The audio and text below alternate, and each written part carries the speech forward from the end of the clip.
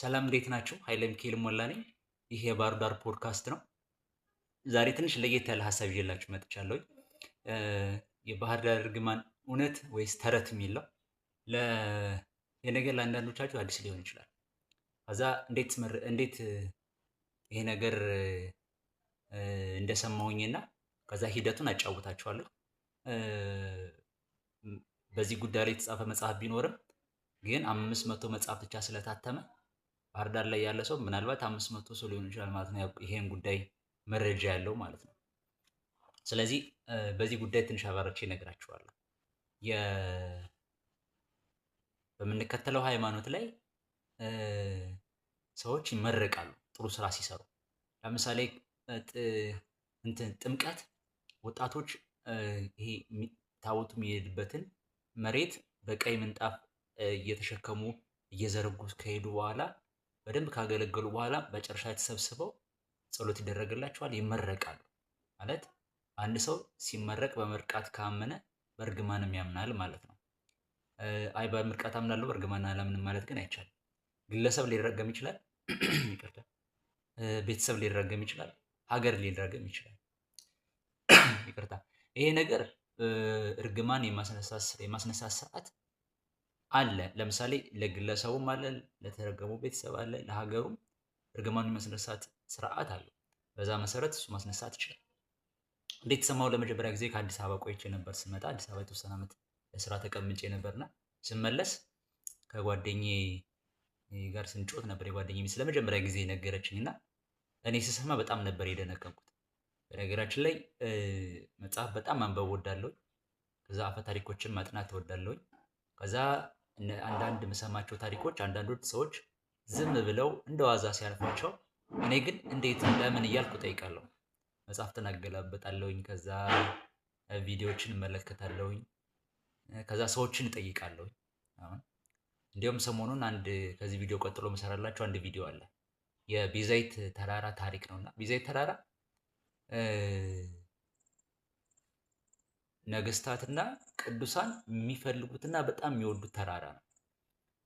ስለዚህ የተጻፈ አንድ ማስረጃ አገኘሁኝ፣ ሰውም አግኝቻለሁ። ድሮ በኃይለ ሥላሴ ዘመን ቤተ መንግስቱን ያስተዳድሩ የነበሩ ምክትል አስተዳዳሪውን አዲስ አበባ ላይ አግኝቻቸው ቤታቸው ሂጄ የሚገርም መጽሐፍ ነው ያላቸው፣ ትልቅ ላይብረሪ ነው ያላቸው። ከእሳቸው ጋር ጥሩ ቃለ ምልልስ አድርገን ነበርና ከእሳቸው በተጨማሪም ደግሞ የተጻፈው የዛሬ 27 28 ዓመት የተጻፈ ማስረጃ አግኝቻለሁ እና እሱን ማስረጃ አሳያችኋለሁ በሚቀጥለው ቪዲዮ ላይ። ስለ ቢዛይት ተራራ ቅዱሳንም ነገስታትም የሚፈልጉትና የሚወዱት ተራራ ለምን አጫውታችኋለሁ። ወደ ዛሬ ሀሳባችን ስንመጣ የመጀመሪያ ጊዜ ስለ እርግማኑ ታሪክ ሲሰማ መጀመሪያ ያደረኩት ምንድነው፣ ከአንድ ሰው ጋር ነበር የጀመርኩት። አንድ ጋዜጠኛ ነበረ። ይሄን ነገር አብረን ነው ተባብለን፣ ከዛ እሱ ከስራ ጋር ስላልተመቸው ወይም ደግሞም ብዙም ፍላጎት ቢኖረውም ስላልተመቸው ነበር ማጥናቱን ያቆመው። አልጀመረውም ጭራሽ። እኔ ግን ከዛ ቀጠልኩበት። ምንድነው ያደረኩት? ሊስት አወጣውና ባህር ዳር ላይ በዓለማዊ ትምህርትና በመንፈሳዊ ትምህርት ስለ ባህር ዳር መረጃ ይኖራቸዋል ያውቃሉ ያልኳቸውን ሰዎች ዝርዝር ከያዝኩ በኋላ እነሱ መጠየቅ ነበር የሄድኩት። ለመጀመሪያ ጊዜ የሄድኩት ከዚህ እርግማን ከሚባል ታሪክ ጋር ተያያዥነት ያለው መጽሐፍ የጻፈ ሰው ነበር ያገኘሁት። ቀጥታ እሳቸው ስለ ምርቃት ነው የጻፉት እና አንድም ሁለት አላቸው፣ መምህር ናቸው፣ ታሪክን ያጠናሉ። እሳቸው ለመጀመሪያ ጊዜ አንቺ ሳወራቸው አስታውሳለሁ፣ ደገፍ ብለው ቁጭ ብለው ፈገግ ብለው ነበር ያሉኝ። ለምን ከኔ የተሻለ ሰው አልጠቆመም አሉኝና የሁለት የሊቃውንትን ስልክ ሰጡኝ። በተለይ አንደኛውን እሱን የላከ ብለህ ብታያቸው ጥሩ መረጃ ይሰጡሃል አሉኝና እሺ ብዬ ከዛ ሄድኩ። እሳቸው ወደ ላኩኝ ሊቃውንት አስታውሳለሁ። ሊቁ ቤታቸውን እያሰሩ ነበር የደረስኩትና ቤታቸው ሲደርስ ቄስ ናቸው፣ አሳለሙኝ። ከዛ በቤተ ክርስቲያናችን ሊቅ ናቸው። ዝቅ ብዬ ከተሳለምኩ በኋላ ቁጭ ብዬ ማውራት ጀመርኩኝ እና አወራኋቸው።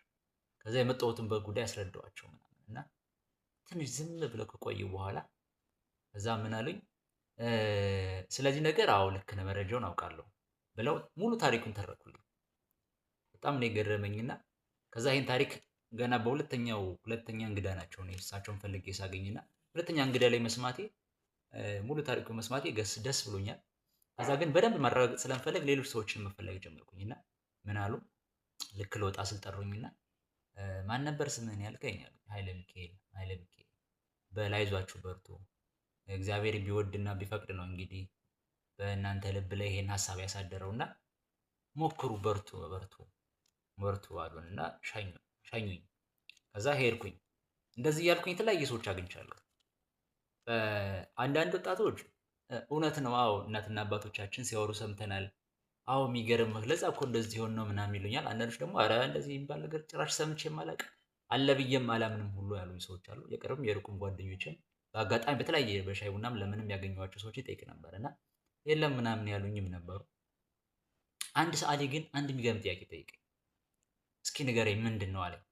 ኦኬ ባህር ዳር ተወላጅ አይወጣብሽ ጤና አዳም ፍሬ ያፍራብሽ የሚል እርግማን አለ እና ስለዚህ እርግማን እያጠራውና እያጠናው ነበር ስለው ኦኬ እሺ ይሄን ነገር መረጃ ሰምቼ አውቃለሁ፣ ግን አሁን አንተ እንደምትለው ጤና አዳም ፍሬ ያላፈራው በአፈሩ ምክንያት ቢሆንስ፣ አየሩና አፈሩ ተስማሚ ስላልሆነ ቢሆንስ ሲለኝ በዚያ አቅጣጫ አይቼው አላውቅም እና በጣም ነው የተደሰትኩትና ቴንኪው አልኩትና ከዛ ይሄን ሀሳብ ይዤ ቁጭ አልኩ። የት ሄጄ ነው ይሄንን ነገር አፈሩና እንትኑ መሆኑ እንዴት ነው ማጣራት የምችለው ብዬ ሳስብ ቀጥታ የመጣልኝ ግብርና ቢሮ ነው።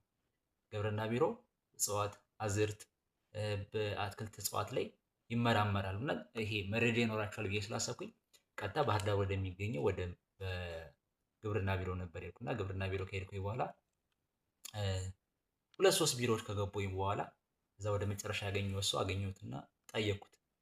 እንዲህ መረጃ ፈልጌ ነበር አልኩት። ስለምንድን ነበር አለ። ስለ ጤና አዳም መረጃ፣ እንዴት እንደሚበቅል፣ እንዴት እንደሚራባ፣ ከዛ ጥቅሙንና ባህር ዳር ላይስ ይበቅላል ወይ ምናምን የሚለው ፍሬም ያፈራል ወይ የሚለው ነበር። በጣም የሚገርምህ በዚህ ጉዳይ ብዙ መረጃ የለም። አሁን ስለ ሌሎች እጽዋት፣ ስለ አቮካዶ፣ ስለ ፓፓዬ፣ ስለ ሙዝ ጠይቀኝ ቢሆን ድሮ ዝርዝር መረጃ ቁጭ አድርጌ ከሳይንሱም ከምንም እነግርህ ነበር። ግን አሁን ጤና አዳም ባህር ዳር ላይ ፍሬ ያፈራል የሚለውን አጥንተን አናውቅም። ግን እንኳን ነገርከኝ ሞክረዋለሁ ቤት ወስጄ ያለኝ እና ስለዚህ ግብርና ቢሮ መረጃ ማግኘት አልቻልኩም። ከዛ ነባር የሆኑ አዛውንት የሆኑ የሃይማኖት አባቶችን እየፈለኩ ማውራት ጀመርኩኝና በዚህ ሰዓት አስታውሳለሁኝ አንድ ሰው አውርቼ ጊዮርጊስ ቤተክርስቲያን ገብቼ ቁጭ ብዬ ነበርና ጸሎቴን አድርሼ ስወጣ ልወጣ ስል 2 ወጣቶች ከአንድ አባት ጋር ቁጭ ብለው አገኘሁኝ። የአባት መሀላቸው ተቀምጠው ነበር። እሳቸው ጋር ሲመካከሩ ነበርና ቤተክርስቲያን የመሰረቱ አባት ነው አስታውሳለሁ። እኔ አዲስ አበባ እንደመጣው ሰሞን ቤተክርስቲያን ስትመሰረት ይሄ እኔም ነበርኩኝ እዛ ቦታው ላይ እና 1-2 ቀን የበረከት ስራ መሳተፍ ትችያለሁ እና እሳቸው ያስታወሱኝና እነዛም ሰዎች ደግሞ ስለሚያውቁኝ ሰላም ተባባልና ፈልጊያችሁ ነበር ጊዜያችሁን ካልተሻማው ብዬ ጠየቅኳቸው።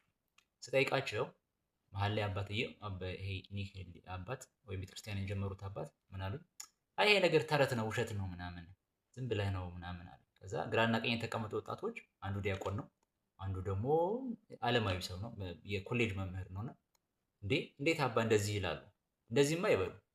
እንዴት ይሄ እኮ ዓለም ያወቀው ሀገር ፀሐይ የሞቀው ነገር ነው። እንዴት ማስረጃ ያለን ነገር ሰዎች ሁሉ የሚናገሩት ነገር እንዴት የለም ይላሉ ምናምን ሲሏቸው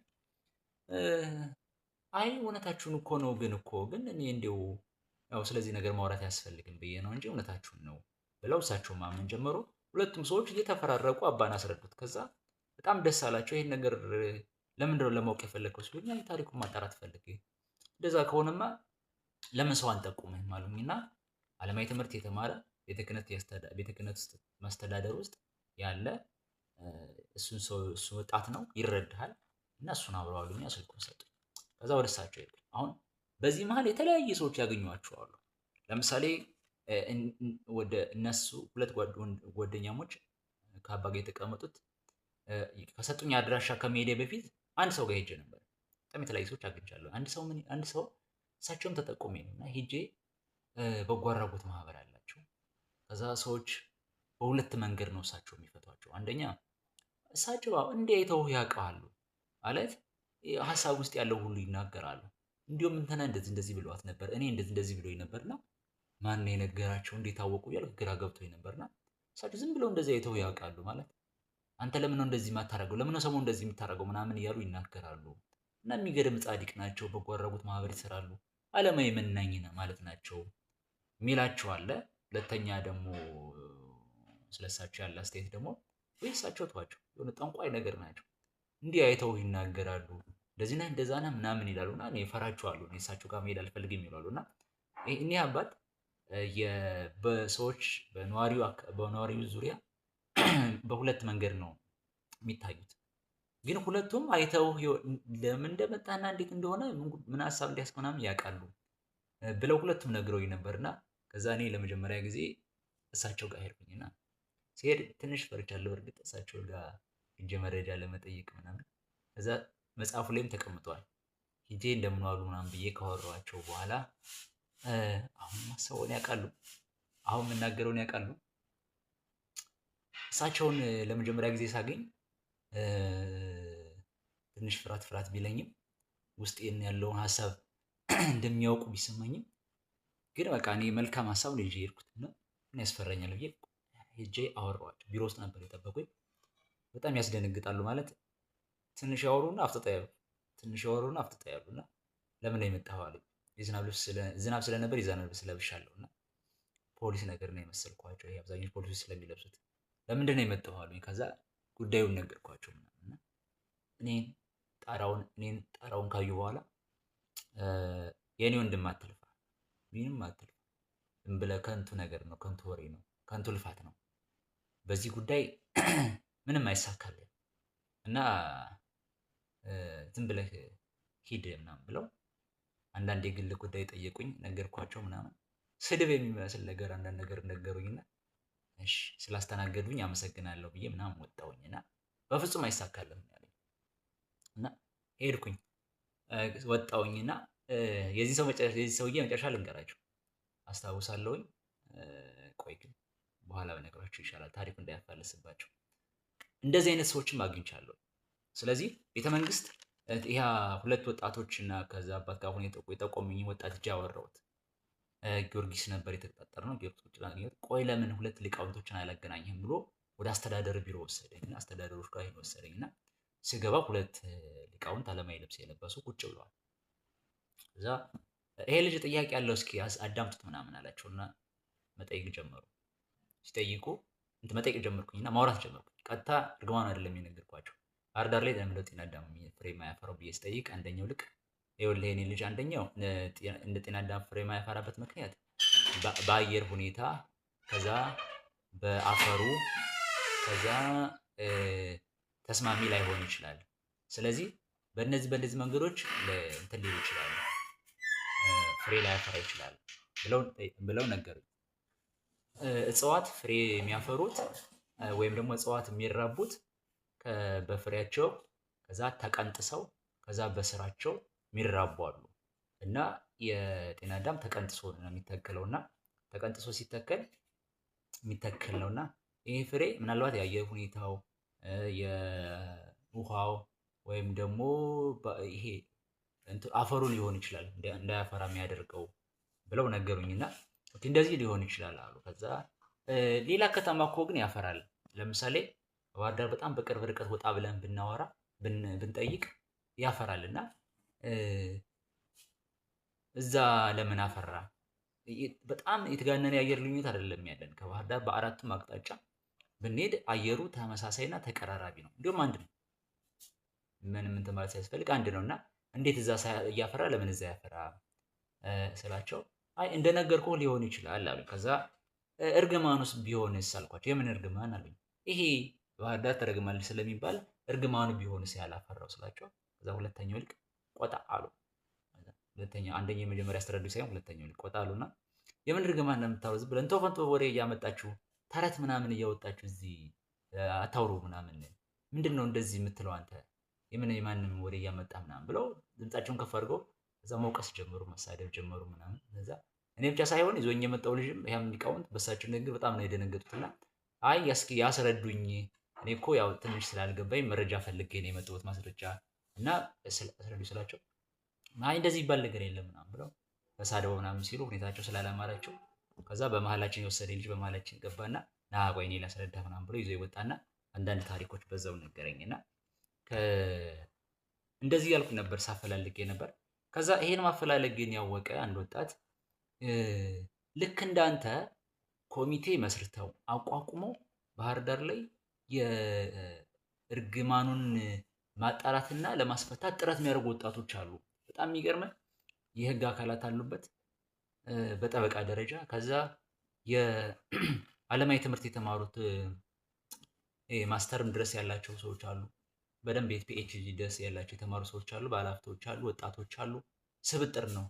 ሴቶችም አሉ፣ ትንሽ ቢሆኑም ሴቶች እና እነሱን ጋር ተቀላቅለህ ያለ መረጃ ስጣችሁና ለምን አታወራም ነበር ያለኝ እና በጣም ደስ አለኝ። እኔ ብቻ ለዶም ለካ እየለፋ ያለሁት ብዬ እዛ ኮሚቴዎች ጋር ተገናኝተን ከእነሱ ጋር ያለን መረጃ ተቀያይረን አብረን መስራት ጀመርን። ከኮሚቴው ጋር ስንሰራ ጠርስ አደረግላችሁ በዋናነት የምንሰራው ስራ 3 ነበረ። የመጀመሪያ ባህር ዳር ላይ ያሉ በቤተ መንግስትም በቤተ ክህነትም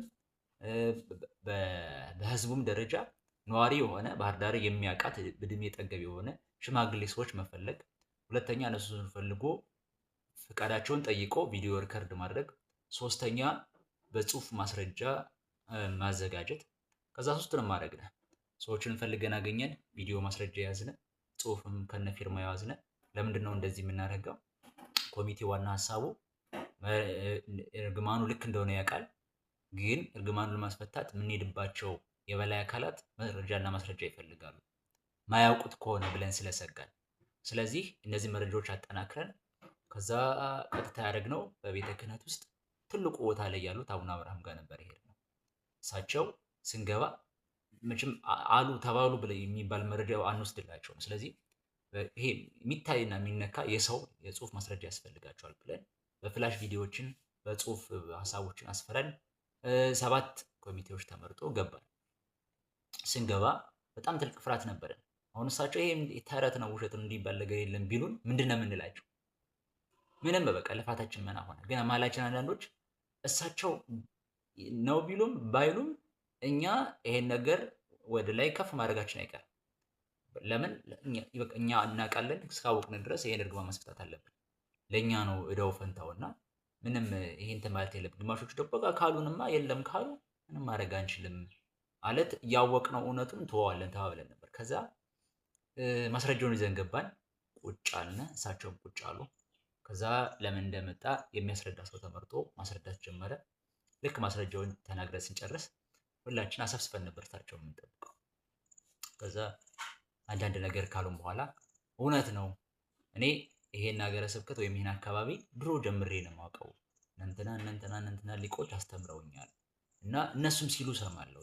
እኔ ድሮም አውቃለሁ፣ ገና እንደዚህ በዚህ ማዕረግ ደረጃ ሳልደርስ ይሄን መረጃ አውቃለሁ፣ እውነት ነው። እኔ አሁን የምጠይቃችሁ 2 ነገር ነው አሉ። የመጀመሪያው ይሄን ነገር ማስቀጠል የምንችለው በቤተ ክህነቱ ስር ሲሆን ነው ይሄ ጉዳይ። ሁለተኛ እኔ የምሰጣችሁ መመሪያ ለሱ መመሪያ ተስማሙ ነው አሉ። በጣም ደስ አለን ሁላችንም። እሺ ከኛ እጅ ውጣና ኮሚቴው እጅ ውጣና በቤተ ክህነቱ እጅ ይሁን ተባለ። እሳቸው እየመሩት በዛው እጅ ነው። ሁለተኛ አስቀመጡልን።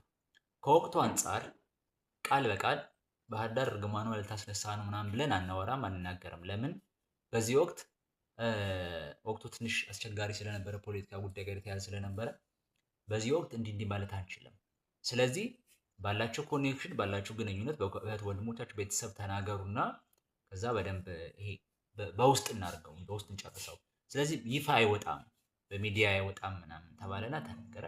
በዚህ ተስማማን። በወቅቱ ተስማማን። በቃ እውነት ነው። በእለቱ የወቅታዊ ነገር ምክንያት እሳቸውም ደህንነት ሲባል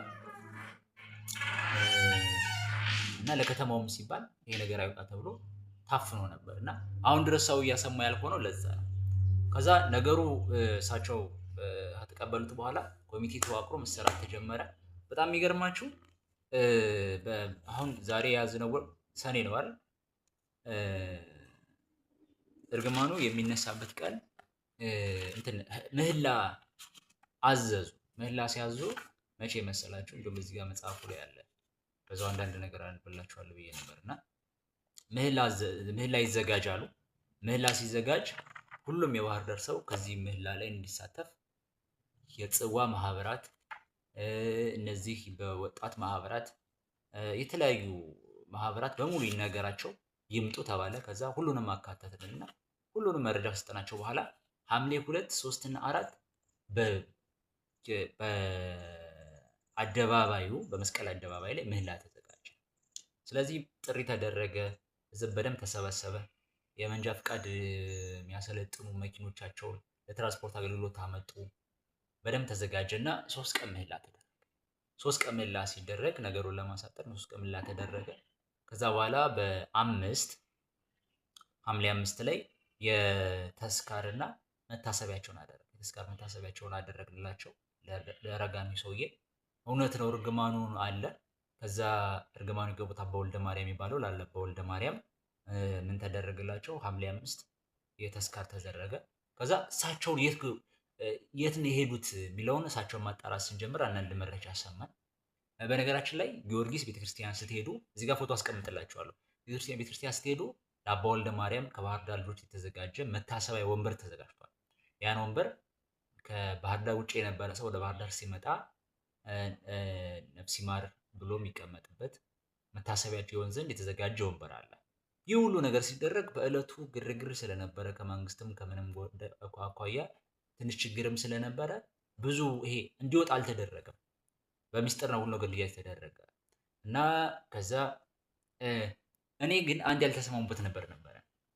ይሄ ነገር ነገ ተነስቶ አንድ ሰው እርግማን እኮ አለብንና እርግማኑን እናስነሳ እናስፈታ ቢል እኛ ምንድነው ማስረጃችን? ማስረጃ መቀመጥ አለበት። የእርግማኑን ያጣራንበት መንገድ፣ አቡነ አብርሃም ጋር ሄደን ያስፈቀድንበት መንገድ፣ ምህላ የተደረገበት መንገድና እሱ ሁሉ በመጽሐፍ መቀመጥ አለበትና እኔ መጽሐፍ ኮሚቴዎችን ሰበሰብኳቸውና መጽሐፍ ፈልጋለሁ አልኳቸው። ወደ መጽሐፍ መቀየር ፈልጋለሁ አልኳቸው። ሁሉም ፍቃዳቸውን ሰጡኝ። ፍቃደኛ ከሆናችሁ መጽሐፉ ላይ እንዲካተት ጽሁፍ ማምጣት ትችላላችሁ አልኳቸው። ከዛ በኋላ ማምጣት አልቻልኩም። እኔ ግን ሙሉ በሙሉ ወደ መጽሐፍ ቀየርኩት። ይሄ የባህሩ ዳር እርግማን ይሰኛል። 500 ኮፒ ብቻ ነው የታተመው። የታተመው ለቢዝነስ አይደለም። በፒዲኤፍ አዘጋጅቼ ማንበብ ለማይችሉ ሰዎች ባሉበት ቦታ አዲስ አበባ፣ ጎንደር፣ ኢትዮጵያ ውጭም ይሁኑ ላሉ ሰዎች ሁሉ እያዳረስኩ እገኛለሁ። ምናልባት እኔ ማንበብ ፈልጋለሁ ለሚል ሰው ጥቂት መጽሐፍቶች ታትመው ነው የተሸጡት። ቆይቷል መጽሐፉ ገበያ ላይ ከጠፋ። ካገኛችሁ ተዋሱ፣ ከሌለ ግን ፒዲኤፉን እኔ ለመስጠት በጣም ዝግጁ ነኝ። የፌስቡክ ላይ መጣችሁ ማውራት ትችላላችሁ። ፌስቡክ ላይ ዘርአ ሄኖክ የሚል አለ። እዛ ላይ መጣችሁ ብታወሩኝ በዛ ፒዲኤፉን ልሰጣችሁ እችላለሁ። ቴሌግራም ላይም ሊሆን ይችላል። እና እኔ ወደ መጽሐፍ ቀየርኩት ማለት ነው። አሁን ይሄ የእርግማን እውነት ነው። እርግማኑን የማስፈታት ስራ ስናደርግ ምህላ ተደርጓል። ስናስደርገው አምነን ነው ያደረግነው እና በጣም የሚገርመው እርግማኑን ካረገ በኋላ ከተወሰነ ወራቶች በኋላ ማስረጃ ማየት ጀመረ። ሰዎች ይደውሉልን ጀመረ፣ ለእኔና ለኮሚቴዎች። ምን ይሉናል? እኔ ቤት ጤና አዳም ዘንበቀ ትልቅ ዛፍ ነው የሚያክለው፣ ግን አፍርቶ አያውቅም እድሜ የዘላለሙን እና ሰሞኑን አፍርቻ አይቼው እናና መጠሄው በእናትህ ምናምን ብለው ፎቶ አንስተው ቪዲዮ ሪከርድ አድርገው ይልኩልናል። አስታውሳለሁኝ አሁን በቅርብ ጊዜ በሞት የተለየን ፌስቡክ ላይ ባለመስቀሉ ብለን የምናውቀው እሱ ወጣት በጣም የቤተ ክርስቲያን ልጅ ነው፣ ዓለማዊም ሰው ነው፣ የባህር ዳር ልጅ ነው እና እሱ ቪዲዮ ሁሉ ሰርቶበት ነበር አስታውሳለሁኝ። እና ሰዎች እየጠሩ ለምሳሌ ቀበሌ 8 ላይ ጎረቤቶቼ ና ላሳይህ ብለው አሳይቶኝ ያውቃሉ። ቀበሌ 16፣ ቀበሌ 8፣ ቀበሌ 15፣ ቀበሌ 11፣ ቀበሌ 16፣ 13 የተለያየ ቦታዎች ላይ ጤና አዳም ፍሬ ማፍራቸው። እዛ በፊት ፍጹም አፍርቶ ማያውቀው ከእርግማኑ በኋላ ባህር ዳር ላይ ጤና አዳም ይበቅላል እንጂ ፍሬ ያፈራል እና ፍሬ አፍርቶ ማያውቀው በፍሬ ያፈራ ማስረጃ አካባቢያችሁ ላይ ፈልጉና ቢሉ። ሁለተኛ አንዴ ያንተ እስኪ መጽሐፉን ለአንድ ሊቅ ሰጠዋቸው። ዩኒቨርሲቲ ነው የሚያስተምሩት እና ዶክተር ናቸው ግን ሊቅ ናቸው እና የቤተ ክርስቲያንም ሊቅ ናቸው እና እሳቸው አገኟቸውና በዕለቱ እኔ በሆን ግን አቡነ አብርሃምን እሞግታቸው ነበር፣ ይፋ እንዲወጣ አድርገው ነበር እያሉ ነበር። እና እንዴት ስላቸው እንዴ ይሄን የመሰለ ታሪክ እንዴት ታፍኖ ይቀራል? ያኔ ግርግሩን ተፈርቶ ምን ተብሎ ሁሉም ሰው እኮ ማወቅ አለበት ምናምን ብሎ እሳቸው እኔ በሆን እሞግታቸው ነበር እያሉ ነበርና የገጠመኝን አንዲት ገጠመኝ ልንገራችሁና ከዛ ጨርሳለሁ። አስታውሳለሁ የቤት ሰፈራችን ውስጥ አንድ ቤት ሄጄ እነሱ ጋር የተጫወትኩ እያለ የሆነ ልጅ ናናና ሰው ላስተዋውቅ አለኝና ጠራኝና አንድ አባት ጋር አስተዋወቀኝ። ጎልማሳ ናቸው። አስተዋወቀኝና ሰላም ጤና ይስጥልኝ አልኳቸው። እንዴት ነህ ደህና ነህ ወይ? ያልኩህ ልጅ እሱ ነው መጽሐፉን የጻፈው አሉ። ኧረ አዎ በጣም የሚገርምህ አሉኝ። እሳቸው ናቸው እና ጎልማሳ ሰውዬ ሚስቴ ነፍሰ ጡር ስትሆን ከባህር ዳር ውጭ እየወሰድኩ ነበር ማስወልዳት። ለምን ልጆች ላይ እርግማኑ እንዳይሳተፍ እርግማኑ እንዳይተላለፍ ብዬ ለምን ተወላጅ ብቻ ሳይሆን ነዋሪውንም ጭምር ባህር ዳር ላይ መኖር የጀመረውን ጭምር ነው አብሮ እንትን የሚለው በልጅ ልጅ ሁሉ አብሮ የሚሳተፈው እና እንደዚህ የሚባል ስላለ ለዛ ነው ብለው እያሉኝ ነበር። እና ይሄን ሁሉ ገጠመኝ ያስታውሳሉ ሰዎች ከሌላ ቦታ ወስደው ሚስቶቻቸውን እያስወልዱ ነበር ማለት ነው፣ እርግማኑን እያወቁ። አንዳንዶች እያወቁ እንዴት አድርገን እናስፈታ ይፈታሉ የሚለውን ራሱ አያውቁም። ለዘላለም ሁሉ የሚቆይ ነበር የሚመስላቸው። እና ዛሬ ስለ ባህር ዳር እርግማን የሰጠኋችሁ መረጃ ይሄን ይመስላል። ፒዲኤፉን አጋራችሁና እንትን ትላላችሁ። በነገራችን ላይ ይሄን ታሪክ በርካታ ሰዎች ያውቃሉ እዚህ ከተማ ላይ ጸጥ ስላሉ ነው። ያው ማለት የሚጠይቃቸው ከተገኘ ማስረጃ ለመስጠት ዝግጁ ናቸው ማለት ነው። የባህር ዳር ፖድካስት ይሄን ይመስላል። በሚቀጥለው ባህር ዳር ላይ በጣም የሚገራረሙ ታሪኮች አሉ። በጣም የሚገራረሙ እና ይሄን ታሪክ እርግማኑን ሳጣራ በዛ አገኟቸው አባቶች የነገሩኝ የተለያዩ ታሪኮች አሉ እና እነሱም ታሪኮች አጋራችኋለሁ። ስለነበረን ጊዜ አመሰግናለሁ። እግዚአብሔር ይስጥልኝ። መልካም ቀን